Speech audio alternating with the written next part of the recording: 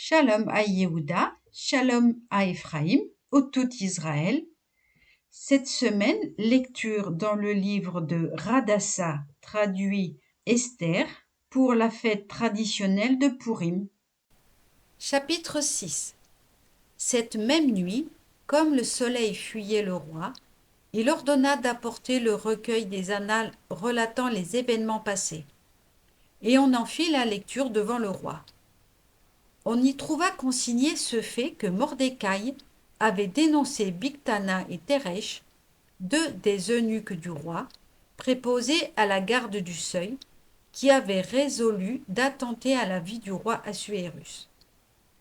Quel honneur, demanda le roi, et quelle dignité a-t-on décerné à Mordecai pour cela? Rien n'a été fait pour lui, répondirent les pages du roi, chargés du service. Le roi interrogea. Qui est-ce qui est dans la cour? Or, Aman venait d'entrer dans la cour extérieure du palais royal pour demander au roi qu'on pendît Mordecai à la potence dressée à son intention. Les pages du roi lui dirent: Voilà Aman qui se tient dans la cour. Qu'il entre, dit le roi. Aman étant entré, le roi lui dit: Que convient-il de faire pour l'homme que le roi désire honorer?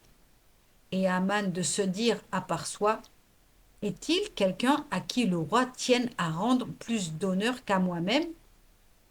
Aman répondit donc au roi: S'il est un homme que le roi ait à cœur d'honorer, qu'on fasse venir un vêtement royal qu'a porté le roi et un cheval que le roi a monté et sur la tête duquel figure une couronne royale, que l'on confie le vêtement et le cheval à l'un des seigneurs du roi, des hauts dignitaires, pour qu'on mette le vêtement à l'homme que le roi veut honorer, qu'on le promène sur le cheval par la grande place de la ville, en le faisant précéder de cette proclamation: Voilà ce qui se fait pour l'honneur que le roi veut, pour l'homme que le roi veut honorer.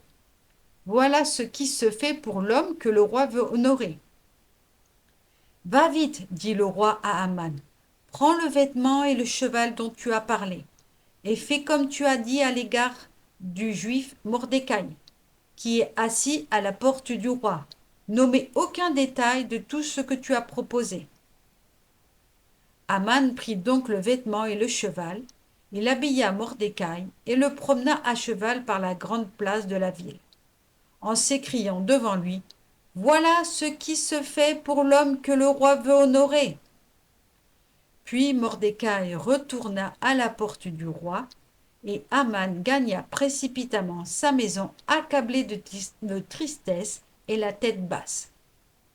Aman raconta à sa femme Zeresh et à ses amis tout ce qui lui était advenu, et ses sages et sa femme Zeresh lui dirent: S'il est de la race des Juifs, ce Mordecai, devant qui tu as commencé à tomber, tu ne pourras l'emporter sur lui.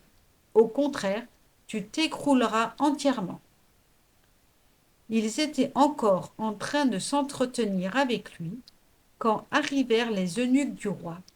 Ceux-ci firent diligence pour conduire Aman au festin de Radassa que Radassa avait préparé.